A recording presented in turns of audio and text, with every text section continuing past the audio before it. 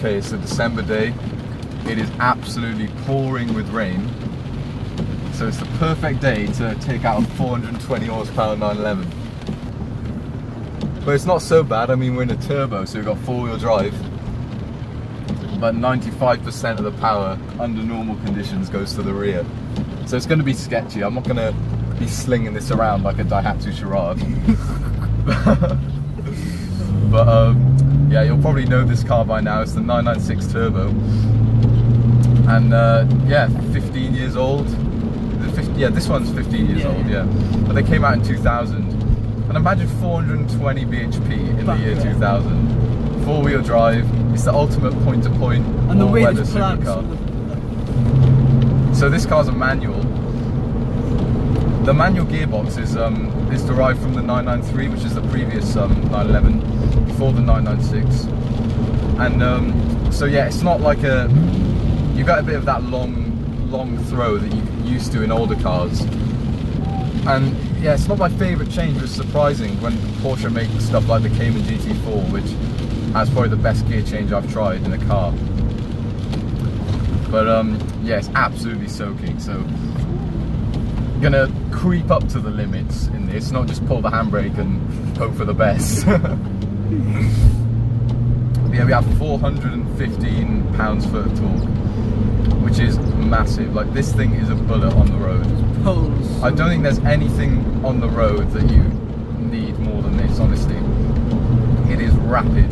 It's just the point-to-point performance is more than, I'd say, the modern Carrera T, which is impressive considering this came 15 years earlier. I'm trying to negotiate these tight hairpins.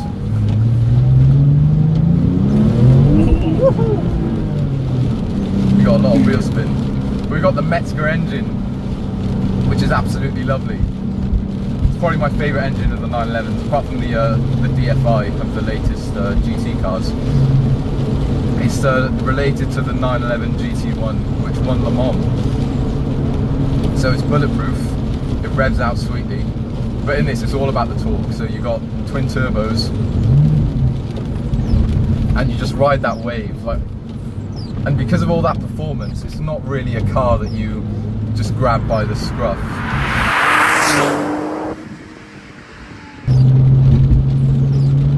But it's a Porsche, so you've got feedback streaming through all the controls. Really, really heavy clutch on these, and a really notchy gear change, and that makes it difficult to make progress at low speed. But when you get up it all sorts of makes sense.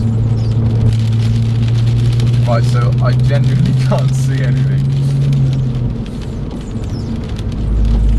And at the moment, because of the conditions and because of the power, you really don't want to be just wringing this thing out. I mean, it demands so much respect. Now imagine a GT2, which is the same engine, even more power, and two driven wheels, which would be, I wouldn't even want to take it out in these conditions. But this, it gives you a bit of security that you got that four-wheel drive system. And I mean, I was pinned a couple of seconds ago in a first gear hairpin, and it just tracked. It didn't even spin up. And it's sort of unlike a rear-wheel drive car. You find yourself when you keep it pinned out of a corner, you just gather speed. It just claws away at the tarmac and just accelerates away basically. Whereas like something like a GT2 would just be sat there on the limiter, yeah. But yeah, as I said, you can't use all the performance right now, so. But that's okay because you just got this delicious hydraulic steering with so much feedback off center, and you can just cruise. You can ride the wave of torque and just track it between the lines.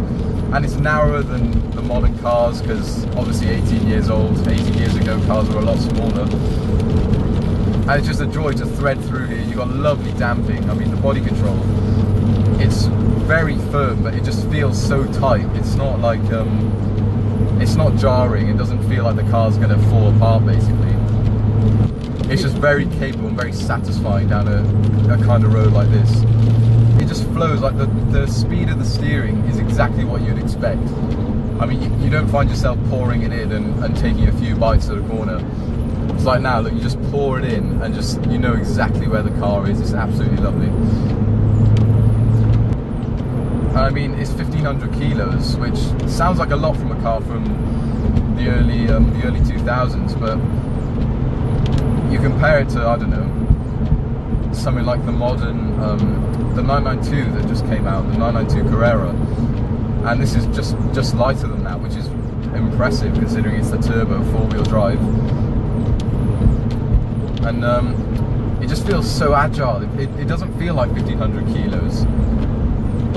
Like, I mean, these are really tight roads, and it's got a wide body, obviously, being the turbo, and you just got complete confidence to just place the car within the lines.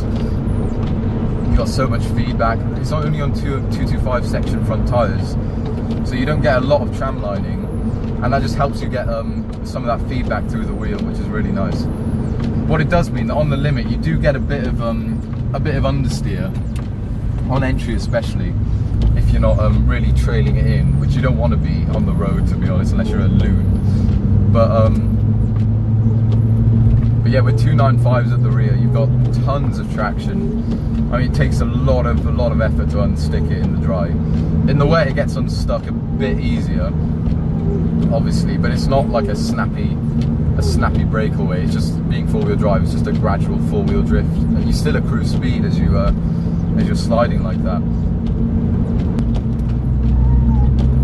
Yeah, I mean, I don't know what more you could want from a car. I mean, it's so rare to have this kind of engagement in an all-weather supercar like this. I mean, you got 420 horsepower. I'm usually a fan of cars with not the most horsepower, not the most grip, narrow tyres, an engine, sweet engine, naturally aspirated, that likes to be revved out. And this is the complete opposite. I mean, it's 4-wheel drive as well, so you just expect more corruption.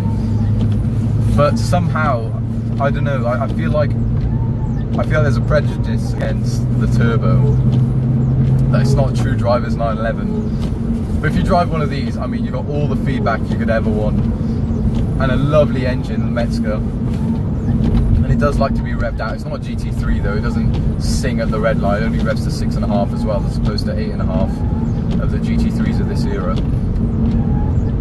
But it's more of a car, like an all-weather road car. It's more usable than the GT3. We'll give it some now. What are you? Woohoo! It is absolutely rapid. Oh my days! This thing, it just hooks up. So you got twin turbos and quite a lot of turbo lag, because it's very boosty. But when it comes, I mean, it feels otherworldly. It feels like you just hang on to the thing. But all the while, you've still got that precision. You've still got that feedback through the controls. So you've got the confidence to really, like, whenever the mood takes you, give it some. But it's really a license loser, this thing.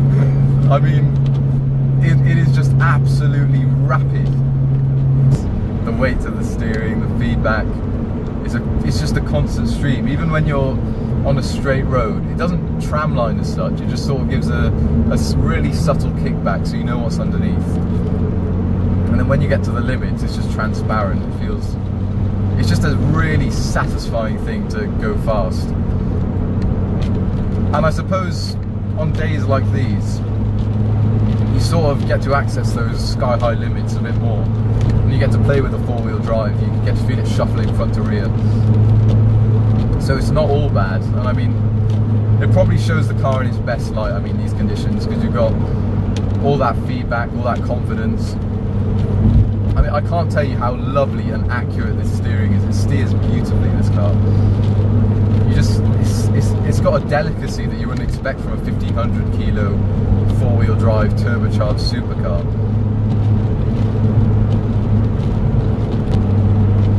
Yeah, I mean, as you'd expect with Porsche, pedals are perfectly placed for a bit of red matching. It's not as satisfying in this because, I mean, it doesn't snap up and down the revs like you would a naturally aspirated engine, but it's still just a lovely thing to operate. Okay, so it does, yeah, it moves around. It does move around.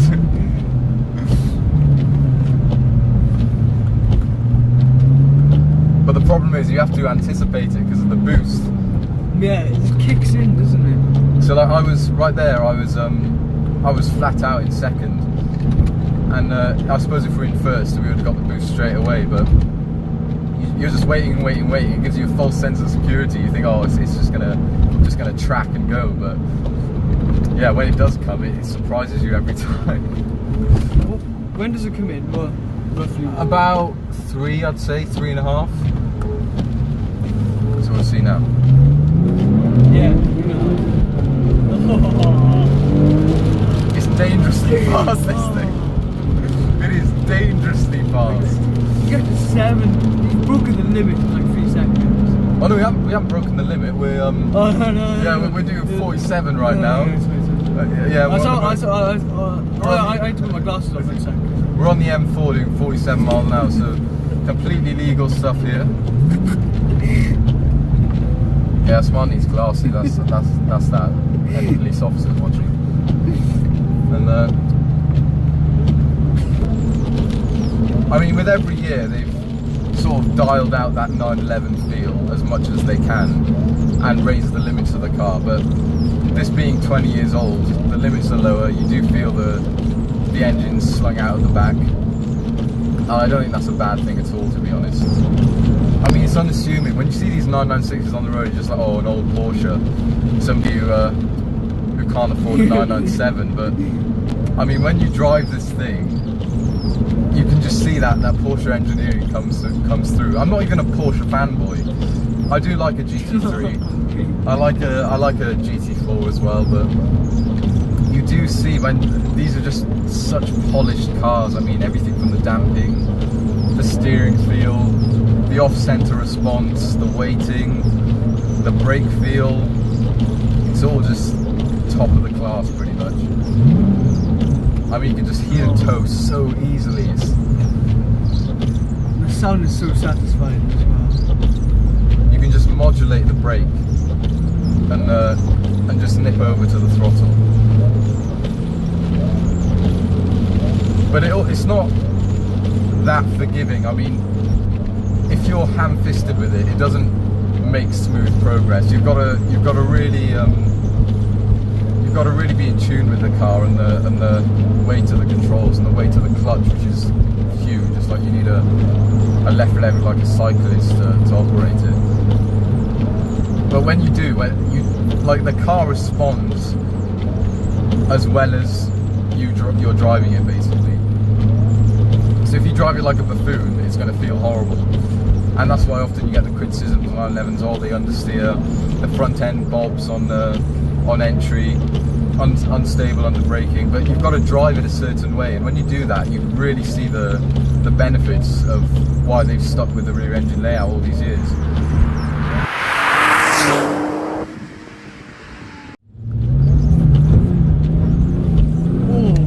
You could feel the power shuffling to the front. Yeah. So we got a slide going. It's quite nice. And then it's like, almost like a traction control. Look, I took it from inside. So it feels like traction controls on. So yeah, because you had remember you put the PSM. The PSM is definitely off. So we've just tried to provoke the rear a little, but there was some intervention. It felt like the systems were still on, even though we've got the PSM turned off, which is a bit of a shame because, I mean, Porsche being a driver's manufacturer, you'd think that off means off. I thought that was a modern thing, but I guess not. And yeah, there are no other drive modes on this thing, which I do like actually, because I mean, you've got one damper setting that works, that's made for all the conditions. You got one throttle setting, steering weight is nice and linear and consistent anyway. Because I mean, often these sports settings, the engineers design the car perfectly. They calibrate all the controls and everything, and then some marketing guy just comes and says, okay, we'll add a whole load of weight to the steering, we'll make the throttle pin sharp, and do all those kinds of things. But it just ruins the dynamics of the car really, and it makes it way too stiff to use on the road. But this is a nice one-size-fits-all kind of setup. Was that that was the second? Oh, that was nice. Oh. It really doesn't want to slide, this thing. I can feel it braking individual wheels to prevent the slide and shuffling front to back.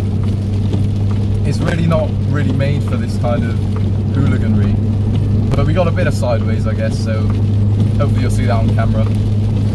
But yeah, we hope we enjoyed this quick review of the 996 Turbo. I mean, yeah, I was surprised by this car when I first drove it. I was first surprised by the torque and the mountain of power and the traction from the rear-engined four-wheel drive setup, but there's a lot more to like about it. I mean, it's so delicate on the controls. It's so lovely to even just go slowly and on these kinds of nice roads. So yeah, I hope you got a feel for it.